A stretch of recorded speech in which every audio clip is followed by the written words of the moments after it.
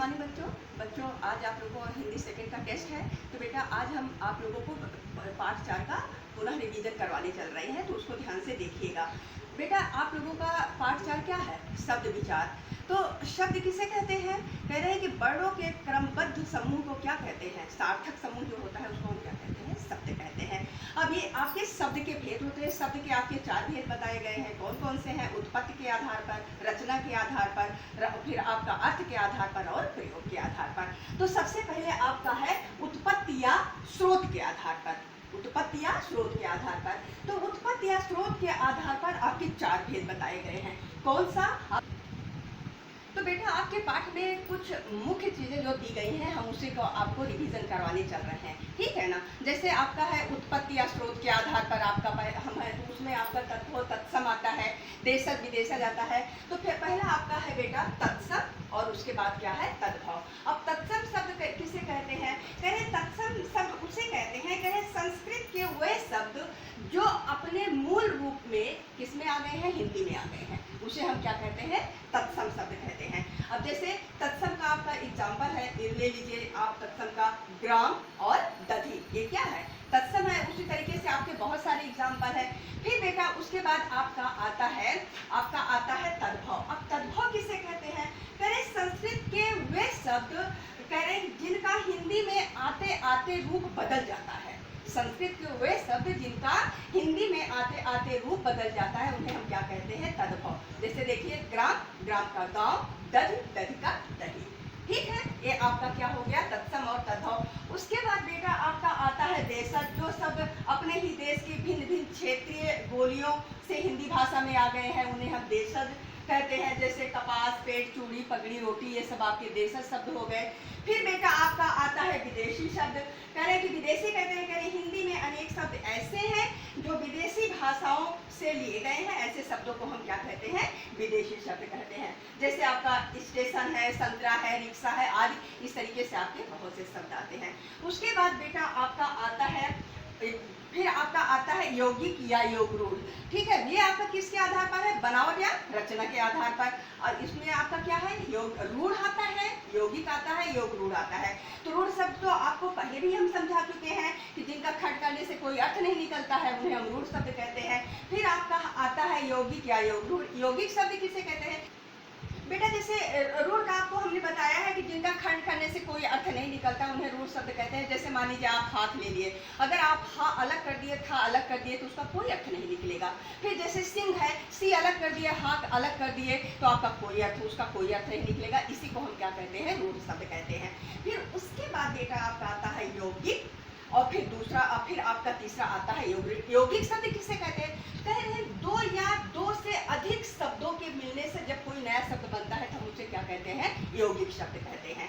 जैसे इसका अर्थ भी निकलता है, ये भी बात है।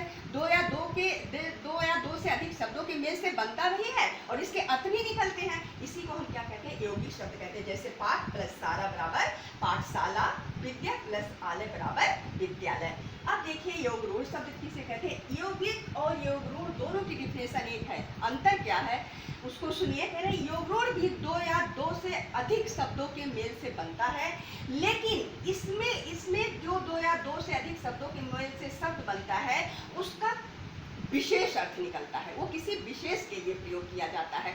यही दोनों में अंतर है। अब जैसे देखिए नीलकंठ, नीला है कंठ जिस, देखिए बेटा जैसे नीलकंठ, नीला है कंठ मतलब कि नील प्लस कंठ, नील प्लस कंठ बराबर क्या हो गया? नीलकंठ। नीला है कंठ जिसका अर्थात भगवान शिव।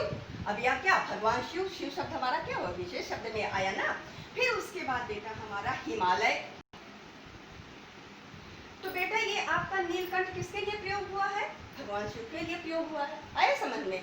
फिर उसके बाद आपका है हिमालय, हिम प्लस आलय बराबर क्या हो गया? हिमालय। हिम का आलय मतलब कि हिम का आलय का अर्थ तो होता है बर्फ, बर्फ का घर, लेकिन यहाँ पे हिमालय का अर्थ किससे लिया गया? पर्वत से लिया गया है, ठीक है ना। तो क्या हो गया? ये हमारा पर्वत क्या हो गया? हमारा विशेष शब्द में आया है जो कि किसके?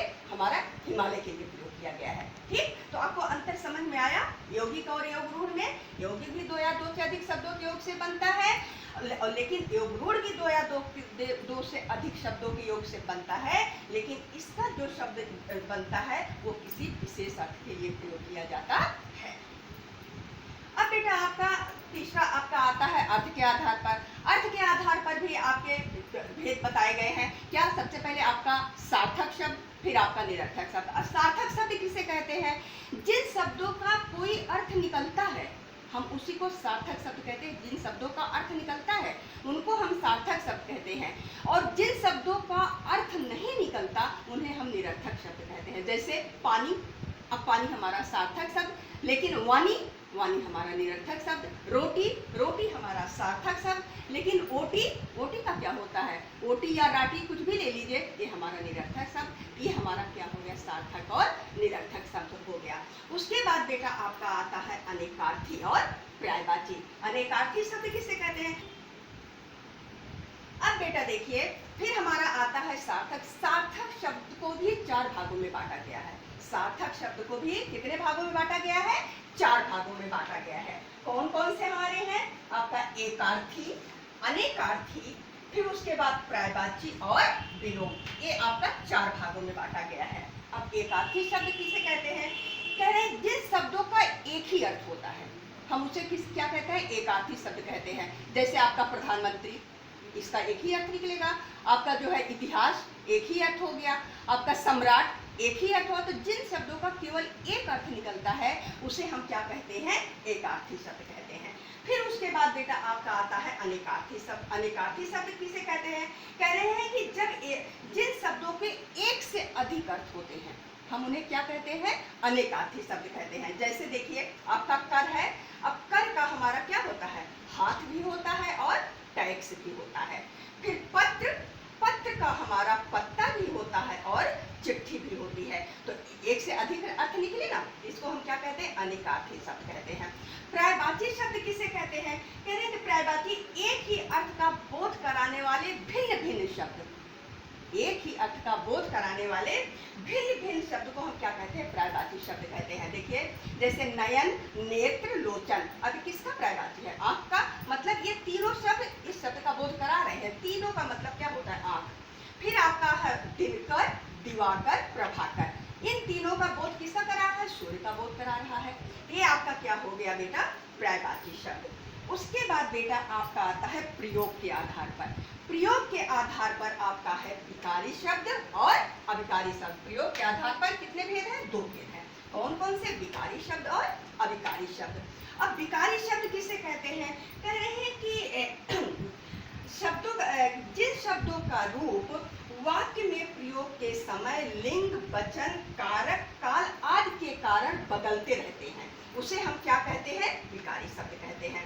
जैसे संज्ञा, सर्वनाम, विशेषण और क्रिया, ये सब कारक, काल, क्रिया और लिंग के अनुसार ये क्या रहता है? बदलते रहते हैं। इसको हम क्या कहते हैं? विकारी शब्द कहते हैं। और इसमें इसका उल्टा, इसमें क्या? अव्यय या विकारी शब्द कह रहे हैं वो जो के त्यों रहते हैं, जिनमें कोई परिवर्तन नहीं रहता है, उसे ही को हम क्या कहते हैं? अव्यय शब्द कहते हैं। इसमें जो है परिवर्तन है, संज्ञा, सर्वनाम, विशेषण, और जो है जो वचन और काल में क्रिया जो है इसमें कोई नहीं होता, ये जो के त्यों रहते हैं। जैसे आपका कहीं भी कोई भी एक क्रिया विशेषण, संबंध बोधक, समुच्चय बोधक और विस्मयार्थ बोधक, इन सब में जो है लिंग, वचन, कारक, काल के अनुसार कोई भी परिवर्तन नहीं होता, जो के त्यों रहते हैं। इसी को कहा है अव्यय विकारी शब्द कैसे कहते हैं? जो के त्यों रहते हैं, जिनमें कोई परिवर्तन नहीं होता है, उसे हम क्या कहते हैं? अव्यय या अविकारी शब्द कहते हैं। जैसे आपका एक क्रिया विशेषण है, संबंध बोधक, जैसे कि जा रहा आपके क्रिया कुछ भी, हमारा संबंध, अगर किसी का संबंध कोई परिवर्तन, भाई बहन का संबंध, माता पिता का संबंध, जो भी है, जो है मित्र का संबंध, कुछ भी हो, तो आपका जो है परिवर्तन नहीं होता। समुच्चय बोधक शब्द में जहाँ पे हमें किंतु लगाना है, लेकिन लगाना है, जो है और लगाना है, योम लगाना है, या लगाना है, तो उन शब्दों में कोई परिवर्तन होता है? कुछ नहीं। वो जो के क्यों वैसे रहते हैं। किंतु का हम कहीं चलते हैं, किंतु का किंतु ही रहेगा ना। फिर उसी तरीके से विस्मयार्थ ज्ञातबोधक भी होता है आपका, उसमें भी क्या आश्चर्य प्रकट करने वाला, हर्ष प्रकट करने वाला, घृणा प्रकट करने वाला, ये भी जो के त्यों रहते हैं, इसमें भी कोई परिवर्तन नहीं होता है। तो बेटा ये आपका क्या हो गया, किसके अंतर्गत आ गया, अब अधिकारी शब्द के अंतर्गत आ गया। तो बेटा हमने आपको पूरे पाठ का जो आपके मुख्य चीज़ें थी हमने उसका पुनः रिवीजन करवा दिया है। आप लोग बहुत ध्यान से एक बार, जहाँ तक हमने पूरे चैप्टर का आपको रिवीजन करवा दिया, तो आप लोग बहुत ध्यान से पूरा चैप्टर अपना रिवाइज करिएगा, पूरी एक्सरसाइज भी आप अपनी तैयार करिएगा। इसके पहले भी बेटा हमने आपको पूरा चैप्टर विजुअल समझा दिया था, आज हमने फिर आपको पुनः रिवीजन करवा दिया है। इसलिए बेटा 1 घंटे का आपका पेपर होगा, उसको बहुत हॉनेस्टी के साथ दीजिएगा।